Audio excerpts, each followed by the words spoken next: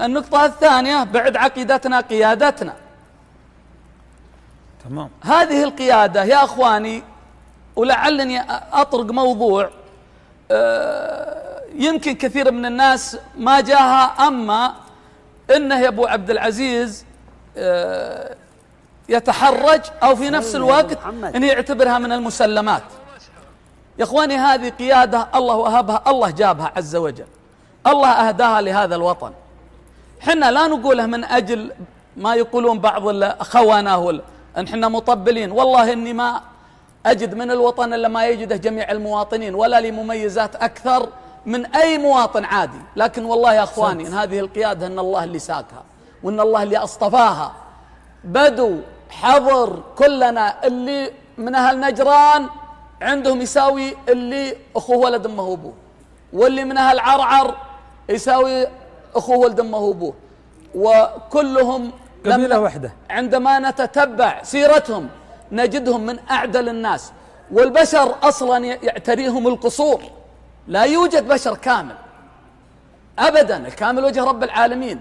حتى الرسول عليه الصلاة والسلام قال الله تكلم عنه، قال إنما هو عبد الله ورسوله، ما هو بإله ولا بكامل، ولكنه موجه من رب العالمين.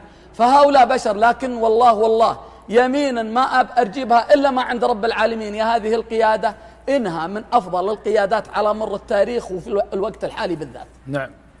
قيادة جمع الله شملنا بوجودها، الله اللي جمعنا، الله اللي سخرهم، ما أخذوا الشيء هذا بقوتهم ولا بقدرتهم، الله ساقهم. الملك عبد العزيز يا أبو عبد العزيز شيباننا وجداننا معه، والله إنهم نقلونا بالصورة وبالأمانة، إنه كان يقف ويقول اللهم إن كان للإسلام مني عز ومعزة أن الله يعزني، وإن كان ما له مني عز ولا معزة أن الله لا يسر أمري. هذا شيء صادق نية، دعوة من صادق نية. الآن يا أخواني أنا من قبيلة قحطان، كم تمثل ما عليكم زود وعلى السامعين، كم تمثل بلاد قحطان قبل التوحيد من هذا الوطن المعطى؟ كم تمثل نسبة بلادنا؟ 10%، 5%؟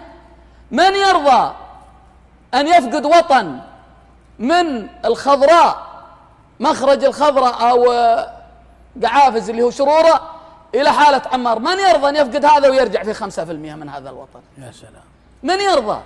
يا أخي متمشين في هاف مون، جامعين أن الفقع في الحدود الشمالية، معتمرين في مكة، متمدنين في مسجد رسول الله، مصطافين في الحجاز من الطائف إلى ظهران الجنوب، جميع الوطن لك. الآن ما عاد نرضى. وأنا لو أسألكم هالحين وأسأل المشاهدين خلف الشاشة وهم يسمعوني، لو أقول الآن لو يحترق سيارة في عرعر، تتألمون يا إخواني ولا ما تتألمون؟ بلى. والله كلنا نتألم، جسد واحد. طيب ليش؟ أصلنا التشرذم والمشكلة اللي حصلت قبل توحيد البلاد أصلها سببها غياب ولي الأمر وغياب النظام الجامع لنا، ولا حنا ما بيننا فرق؟ وبسأل هالحين سؤال جميع المشاهدين ولكل من يسمع، سواء موجودين أو خلف الشاشات، ألسنا عرب يا أخواني؟ ألسنا كلنا عرب؟ ألسنا كلنا نتكلم بحرف واحد ولغة واحدة؟ ألسنا عرقنا واحد؟ أليس رسولنا واحد؟ الحمد لله. أليس كتابنا واحد؟ لا إله إلا الله. أليس الآن وطننا واحد؟ أبزيدكم وزيد المشاهدين، ويمكن في المشاهدين وفيكم من هو أجدر مني على هذا الكلام، أبزيدكم من الشعر بيتا، ترى مصيرنا واحد.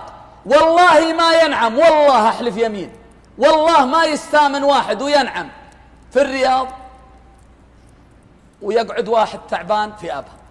والله إن المصير واحد، إن جاء خير والله نحن كلنا في الخير، نعم، وإن جاء شر والله ما يخلي منا بيت. وهذا فضل الله. ندعو الله عز وجل أن يديم علينا ولاة أمرنا، وأن يديم علينا الأمن والأمان، وأن يجعل من تولى منهم صالحا في نفسه مصلحا في عمله. يا كريم. هذا حقهم علينا أن ندعو.